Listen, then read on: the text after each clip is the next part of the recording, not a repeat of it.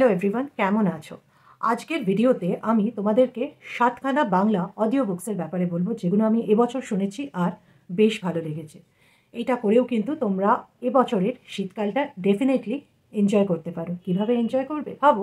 গাড়িতে করে তোমরা কোথাও যাচ্ছ আর গান না শুনে তোমরা হেডফোনে, যেমন আমারও হেডফোন লাগানো আছে, হেডফোনে একটা অডিও বুক লাগিয়ে শুনতে পারো। আমার রেকমেন্ডেশনগুলো যদি তোমাদের ভালো লাগে বা এরকম সিমিলার কন্টেন্ট যদি তোমাদের দেখতে ইচ্ছে করে, তাহলে কিছুই না, শুধু আমার চ্যানেলটাকে সাবস্ক্রাইব করতে ভুলো না। এবার বেশি দেরি না করে মেন কন্টেন্টের দিকে যাচ্ছি। আশা করছি উইন্টার তোমরা খুব ভালো করে এনজয় করবে। প্রথম যে অডিও বুকটা নিয়ে কথা বলবো, এটা হচ্ছে মনোজ সেনের কালরাত্রি। এটা বুক ফর্ম থেকে বেরিয়েছে। এটা আমি রিসেন্টলি শুনেছি এবং শুনে আমার মনে হয়েছে এরকম ভালো হরর বুক, যার মধ্যে এরকম ভালো হরর চিলিং এফেক্ট আর ভাইবস আছে, এইরকম খুব কম ভাইবস আমি কোনো ভূতের বইতে পেয়েছি। আর এটা যেহেতু আমি সানডে সাসপেন্সে শুনেছি, সানডে সাসপেন্সের একটা দুর্দান্ত ব্যাপার হচ্ছে যে ওরা যেভাবে পুরো ব্যাকগ্রাউন্ড স্কোরটাকে মানে তৈরি করে, দ্যাট ইজ মার্ভেলাস। সাথে এখানে মেন প্রোটাগনিস্টের ভয়েসে মীরের ভয়েস ছিল, তো দ্যাট ইজ তো আইসিং অন দ্য কেক। তো এবার মেন গল্পটা নিয়ে তোমাদেরকে একটু বলি। গল্পর শুরুতে আমরা দেখি একজন বয়স্ক ব্যারিস্টার কাছে পাড়ার অনেক লোকেরা আসে এবং তার কাছ থেকে গল্প শুনতে চায় এবং জিজ্ঞেস করে যে কোনো দিন তোমার সারা জীবনে এরম কোনো কেস তোমাকে ফেস করতে হয়েছে যেখানে তুমি ক্রিমিনাল কে সেটা জানো, বাট তুমি তাকে জেনেও যেটা পানিশমেন্ট তাকে দেওয়া উচিত সেটা তুমি দিতে পারোনি। তো এই যে পার্টিকুলার বয়স্ক বৃদ্ধ, ইনি একটা ঘটনা বলেন যেটা আর্লি 40s সময়, যখন উনি খুবই ইয়ং, উনি তখন সবে মানে উকিল হয়েছে।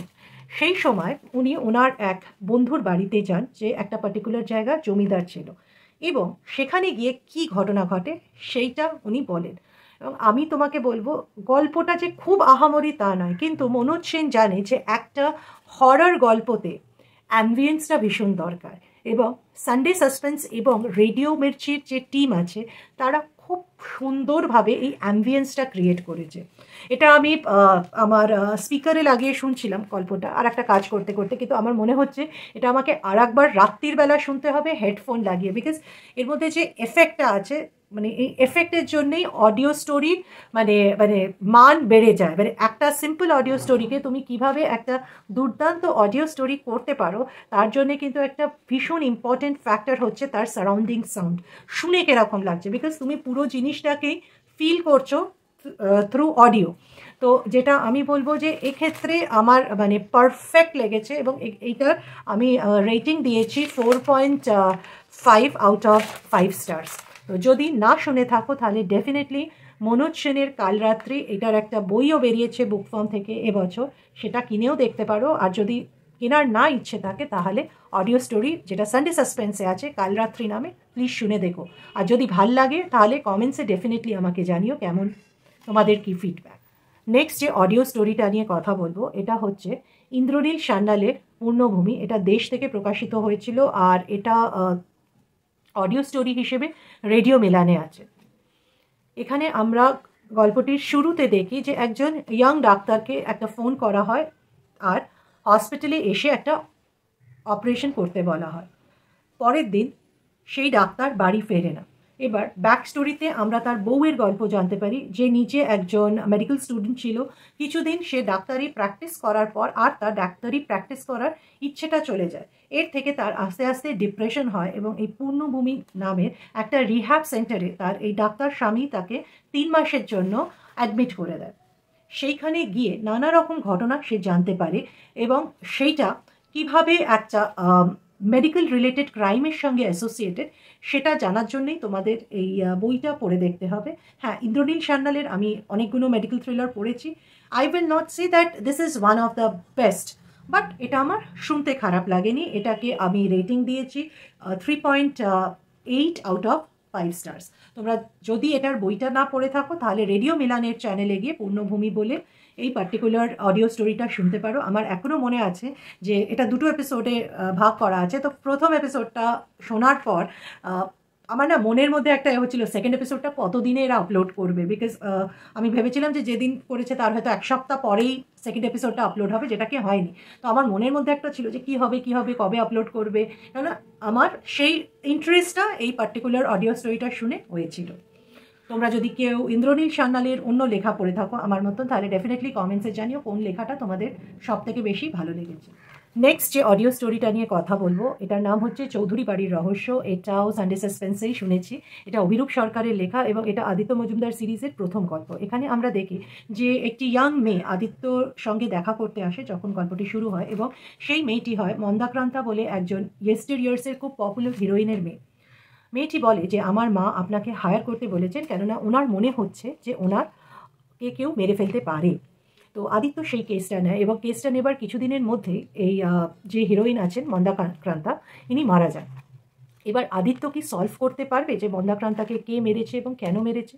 গল্পটার নাম চৌধুরী বাড়ির রহস্য। কেন? এইসব জানতে হলে ডেফিনেটলি তোমরা অভিরূপ সরকারের এই গল্পটা পড়ে দেখতে পারো অথবা শুনেও দেখতে পারো। আমার শুনে বেশি ভালো লেগেছিল, কেননা আমি বারবারই বলছি যে রেডিও মির্চি যেভাবে একটা গল্প শুনতে তোমাকে বাধ্য করে, radio Mirchi through Sunday suspense, that is marvellous. এবং আমার মনে হয় একটা গল্পর তাতে একটা মান বেড়ে যায় যদি মানে ঠিকঠাকভাবে সারাউন্ডিং সাউন্ডস বা এফেক্ট দেওয়া যায়। পরের যে গল্পটা নিয়ে কথা বলবো সেটা হচ্ছে আগুন পাখি। এটা সিজার বাচ্চির লেখা। এটা সুবিনয় সিরিজের প্রথম গল্প। আগুন পাখির প্রথমে যখন শুরু হচ্ছে গল্পটা, আগুন পাখির পুঁথি, এই পার্টিকুলার গল্পটা যখন প্রথম শুরু হচ্ছে, গল্পটা শুরু হয় সিক্কিমে, যেখানে আমরা দেখি একজন বয়স্ক রিনাউন্ড রিসার্চার পা স্লিপ করে একটি পাহাড় থেকে পড়ে যায়।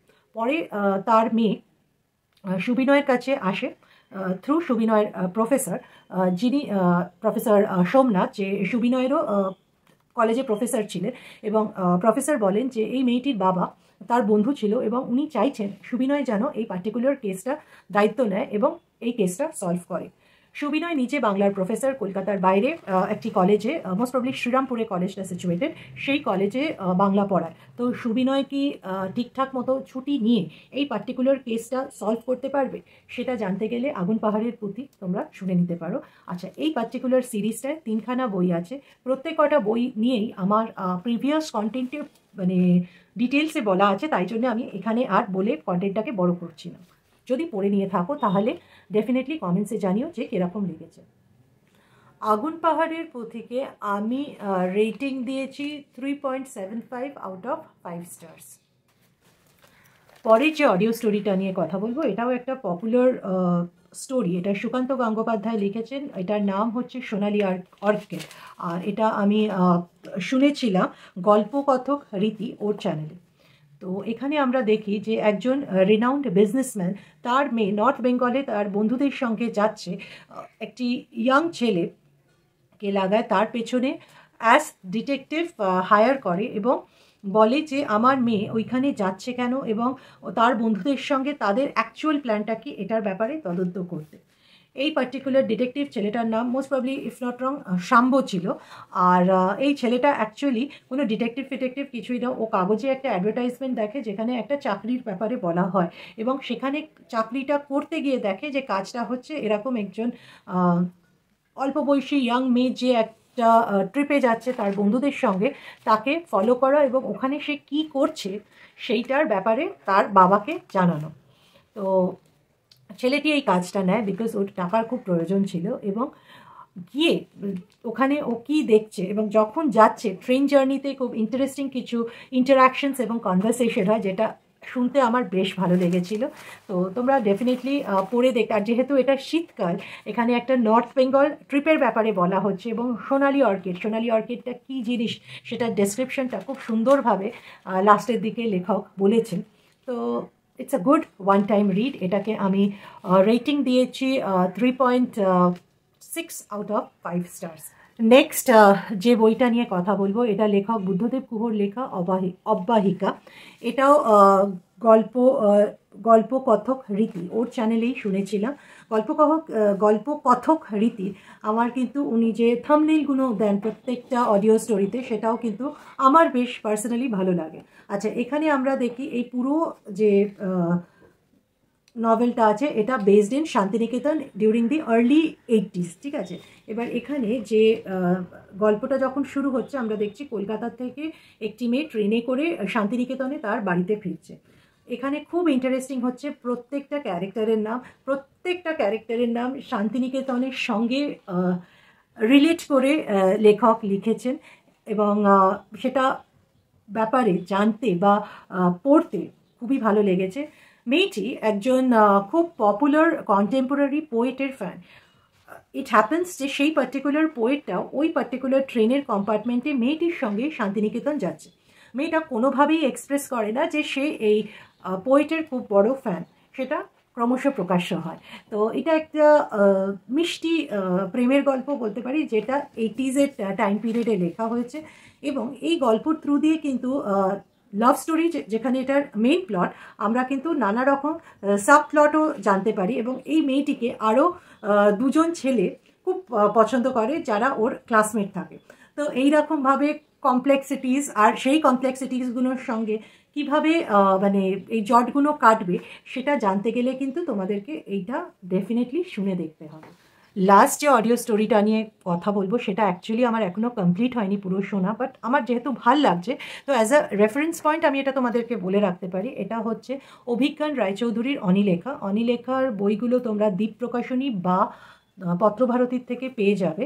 তো আমার কাছে অলরেডি অনিলেখার যে পার্ট 1 পত্রভারতীর বইটা আমার কাছে আছে, বাট আমি দেখেছিলাম যে বুকস অ্যান্ড রেইনবোর রীতি এটা বলেছিল যে অনিলেখার ব্যাপারে যদি জানতে চাও তাহলে স্পটিফাইতে গিয়ে অনিলেখার যে স্টোরিগুলো আছে সেগুলো মানে শুনে দেখতে পারো।